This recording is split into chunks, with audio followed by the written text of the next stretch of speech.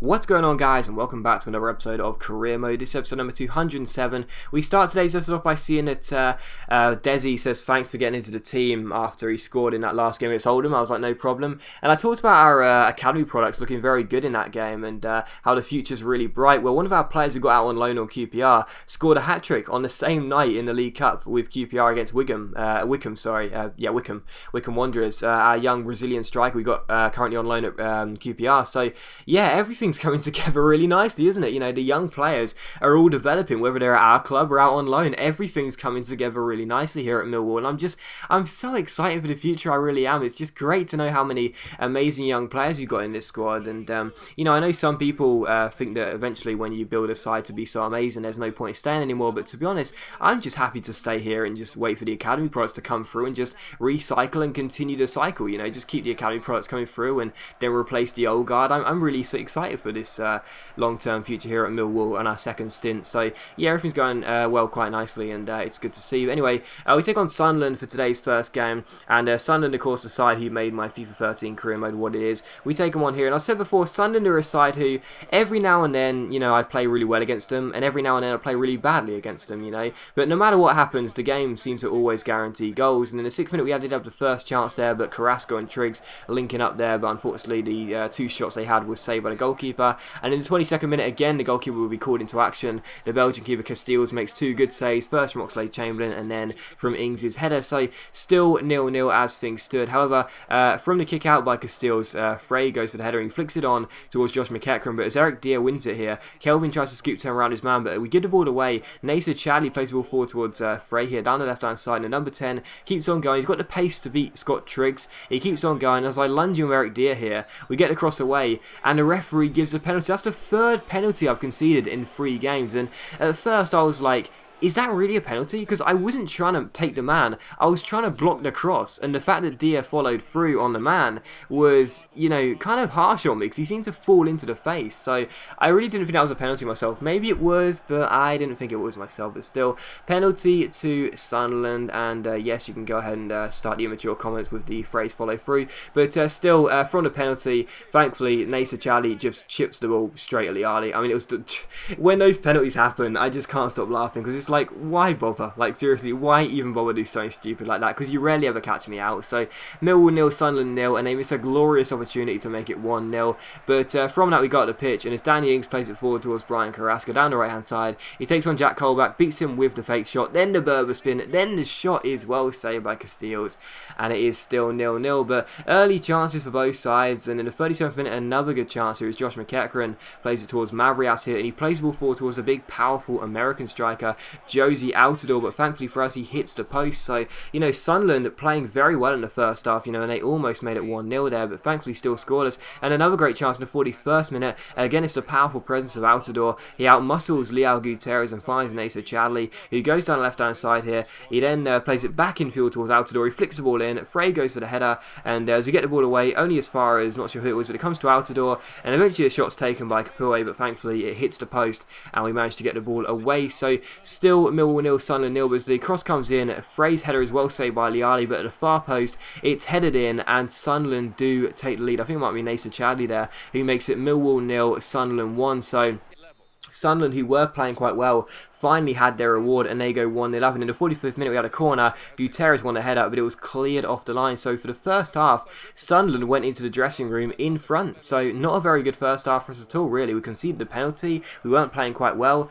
We were playing quite well on offense, but not on defense. And Sunderland were leading. So still 1-0 to the away side. In the second half, they almost made it 2-0 directly from kickoff. But thankfully for us, Liali made a fantastic reflex stop there to keep it at 1-0. So Sunderland playing very well in this game. And in the 56th minute, we had a throw in. We give it to Brian Carrasco here. He fake shots around his man, gets onto his right foot, nice little step over here, keeps on going, then a heel to heel flick, keeps on going, keeps on going, keeps on going, stops the ball, then a fake shot, then a step over, then a nice finesse shot into the corner. So lovely little solo goal by Carrasco. Wasn't as difficult as it looked. All I had to do was get the agility right, and I'm in front of the man. I can finesse it easily past the goalkeeper eventually, and I did that. So Millwall 1, Sunderland 1, but nothing would really happen until the 89th minute here as Sunderland came forward, and eventually as the ball gets played played forward towards Frey. We can't stop the runner, and as Manjon plays it in towards Frey, his shot hits the post, but Josie Altidore outjumps Kelvin, and with just 28 seconds before injury time, it's Cabral, not Altidore. Cabral scores what will prove to be the winning goal. So Sunderland win, and that's now 2 league defeats in a row. So not very good at all, and both of them being 2-1. Not very good at all, you know, 2 league defeats in a row, and this was a game we should have won with ease. You know, no disrespect to Sunderland, but we should have won that game with ease. We lost it 2-1. It's our first home defeat of the season, and I think maybe since returning to Millwall, and we lose that game 2-1. And the board then come to us and say the last match is not one we want to see in defeat, and we're concerned it may have negatively affected your stock amongst supporters. The board wants to reassure you that we're behind you, but you know, need to remind you you need to change stuff up and you need to start winning more games. And I was sitting there thinking, Jesus, am I under pressure already? Seriously?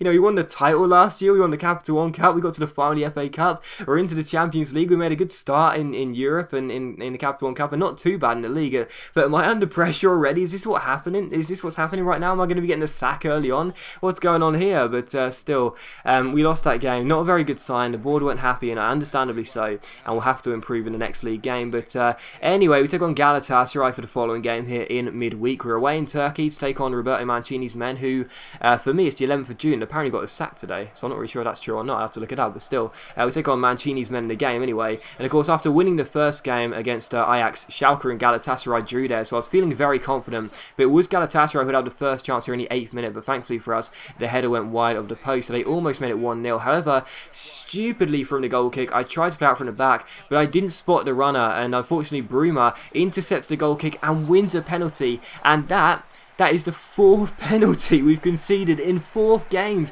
What on earth is wrong with my defending? Absolutely terrible. Guterres also picks up a booking, but however, again, is this a penalty? I'm not really sure, because here, right there, Guterres actually wins the ball before he takes Bruma. So I don't think that was a penalty myself. He wins the ball, it hits him in his mid-drift, and then changes direction. Bruma then seems to fall into his face and wins a penalty. So was it a penalty? I'm not sure, but the referee give it, and would Bruma score? It's Bruma against Liali. No, Liali saves it. Can you believe it? We've conceded 4 penalties, but we've only conceded from 1 of them, you know, and that wasn't actually from the spot kick. So can you believe that? That's 4 penalties, and only 1 of them has resulted in a goal. And again, you'll see it here from this angle. I don't think it's a penalty. You'll see the ball change direction there. I don't think it's a penalty myself, but it was given, and it's still Galatasaray 0, Millwall 0, thanks to that penalty save by our Italian goalkeeper Liali. And from the corner, Bruma crosses the ball in. We head the ball away and we go on the break. Harry Kane collects the ball here. It's a great chance for a 3-on-3 if he gets a move on. Really good chance. He offloads it towards the run of Alex Oxlade-Chamberlain. He stops the ball, plays it through towards brilliant Makola, who shoots, but unfortunately the South African shot takes a deflection and the goalkeeper makes the save and it's cleared away. So still 0-0, but a good early start to this game for the neutral. A lot of chances, but in the 35th minute here, Makola's onto the ball again. He's made a very good start here this season. Makola gets onto the ball. Good start, good turn, sorry. He beats his man with a good turn of agility, crosses the ball in, but Michael Ngu's header goes harmlessly wide of the post, so still 0-0. But from the corner, Kane crosses the ball again. Michael Ngu's the target, but unfortunately his header is cleared off the line. So a great defensive header there by the number 3, and it's put behind for a corner. That was it for the first half. In the second half here, we almost made it 1-0 early on as Galatasaray failed to get this ball away here. As Harry Kane intercepts, he shoots, but unfortunately the goalkeeper makes a very, very good stop, and it is still scoreless. And again, it's a corner which Harry Kane crosses the ball in. Again, it's Michael Ngu's the target, but instead it falls to Guterres, and what a header by our Brazilian captain. Absolutely wonderful header by Guterres. He pulls out the Hulk / Balotelli celebration. It is a wonderful, strong header by Guterres. This guy is such a monster in the air. He's so strong. He's 6'3", he's tall, he can jump well. He's a great finisher of the ball as well, and that is just an absolutely wonderful header. He outjumps Michael Ngu in order to win the header. You know, that's an absolutely amazing achievement to beat the 6'6" target man, but still, what a header by Guterres, and it's 1-0 to us. But in the 57th minute here, Galatasaray come forward, but thankfully for us, Liani makes a great save. But that is a goal that I don't want to see again. But unfortunately, I'm going to, because I've included 2 replays. Galatasaray equalised, and I've got to say, I hold my hands up here.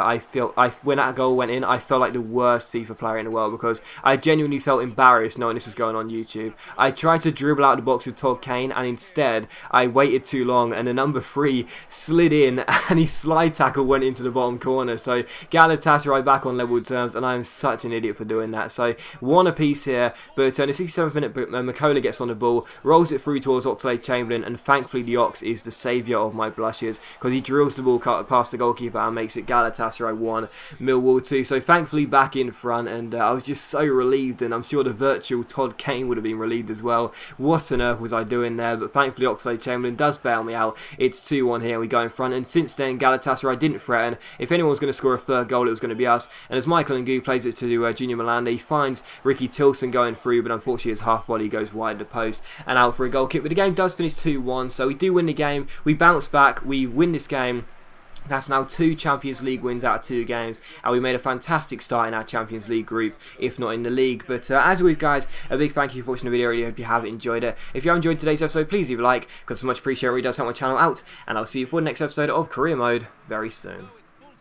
The final score 2-1.